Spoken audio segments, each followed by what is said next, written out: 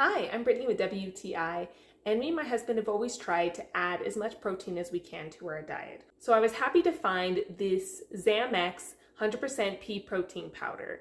I actually found this when I was doing a cleanse diet to kind of help us to see what allergies we were possibly having.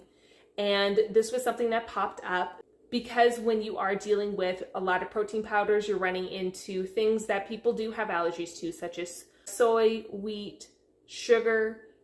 And this is really nice. It's something that's available for a lot of different diets that are out there because it's made from peas.